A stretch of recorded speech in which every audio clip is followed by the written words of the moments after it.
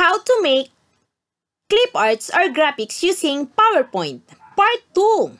Tama, Part 2 na po ang videong ito dahil yung una nating video, doon nagpapakita po ng simpleng paraan ng paggawa ng clip arts or graphics using basic shapes sa PowerPoint. Sa unang video, gumawa tayong simpleng mukha ng babae. Dahil Part 2 na at may nag-request, paano naman daw po paggagawa ng mukha ng lalaki? Kaya tara na, gagawa tayo ngayon ng simpleng mukha ng lalaki using basic shape pa rin sa PowerPoint. Again, ang videong ito pantulong lamang. Gabay at bibigyan lang kayo ng idea. Maaaring makagawa kayo ng mas maganda, mas maayos, basta gamitan lang natin ng imagination. Sana makatulong ang videong ito, lalo na sa mga gurong gumagawa ng module na kung saan maraming kailangan na larawan.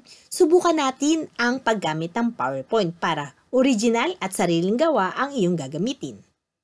Tara na! Gawa na tayo ng simpleng mukha ng lalaki. Anong kailangan natin sa paggawa ng mukha ng lalaki? Unahin muna natin ang mata. Medyo detalyadong mata ang gagamitin natin. 5 bilog ang ating kailangan na shape. Yung 2 bilog na kulay gray, walang border. 1 bilog na kulay blue, walang border. 1 malaking kulay puting bilog, may border. At maliit na bilog na kulay white. Ngayon, may border yan. Pero mamaya, yung bilog na maliit na yan, wala yung border. Kailangan nating ipakita lang na 5 ang ating bilog na kailangan. Tara na, simulan na natin. Pagsamahin lang natin ang mga bilog na yon. Ang unang kailangan, kulay gray na bilog. Patungan ng kulay blue, pero pansinin natin, may gray sa taas na makikita. Pero ganyang konti na lang po na gray ang makikita. At yung bilog na kulay gray sa gitna. Tapos po yung maliit na bilog. Tanggalan ng border at doon ilagay sa bandang taas. Dahil may pinagsama tayong shape, 4 na bilog yan, Ctrl A, group para hindi na po magalaw. Tapos yung kaninang malaking bilog, ginawa nating oblong, yan na po. Meron na tayong mata. Ctrl A, group para lahat ng pinagsama nating shape, hindi na gumalaw. Liitan lang ng konti, copy, paste para maging 2 na. Ayan, meron na tayong isang pares na mata. Ngayon, simulan na natin ang mukha ng lalaki. Ano ang mga shape na kailangan? Kailangan po natin ng oblong na kulay itim, medyo malaki, at 3 oblong na kulay itim, medyo maliit na konti. At ganitong shape. Makikita yan sa basic shape sa PowerPoint, bandang ilalim. At ginamitan ko ng kulay na malapit sa balat ng tao. Tara, pagsamahin na natin para magkaroon na tayo ng muka ng lalaki. Paano ba? Ganito po yun. Oblong na kulay itim, medyo malaki. Patungan po ng ganitong shape.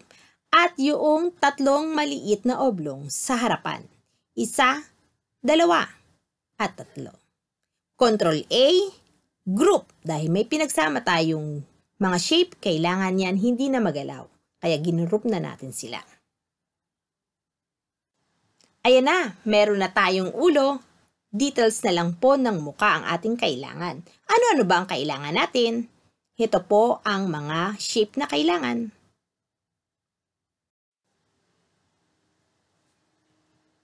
Yung matang ginawa natin kanina. Crescent na tinaob na kulay itim. Bilog na walang border. Tapos yung pinili nating kulay ay dapat dark kaysa doon sa muka na pinili natin. Kasi yan ang 2 tenga. Oblong na kulay red, yan ang dila. At yung katulad ng shape ng muka. Kulay itim nga lang at maliit. Yan ang magiging bibig.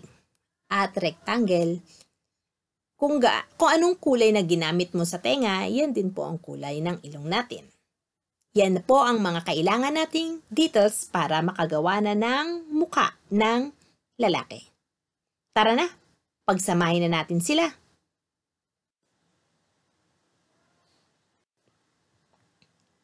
Oblong na kulay itim, patungan ng muka, at yung tatlong maliliit na oblong nasa harapan. Lagyan ng tenga, bibig, dila, ilong, kilay, at yung ginawa nating mata. Dahil may pinagsama-sama natin ang mga shape na yan, Control A, group. Hindi na po yan gagalaw pag naka-group na. Yan na po, meron na tayong mukha ng lalaki. Marami na rin po akong nagawang mga larawan gamit ang basic shape sa PowerPoint. Pero dahil gumagawa din po ako ng module, ang pinili ko lang pong kulay ay gray, black, and white. Kasi alam natin, ang module ay black and white lang ipiprint. Para hindi po masayang effort natin, ginawa ko ng ganyan. Pero syempre, mas maganda pa rin yung may kulay. Pero again, alam natin kung anong gagamitin sa module. Kaya idea lang po yan. Sana po makatulong ang videong ito. Thank you for watching. Please subscribe, like, and share. This is Teacher Amelin D. Hanapin niyo po ang aking YouTube channel. Thank you!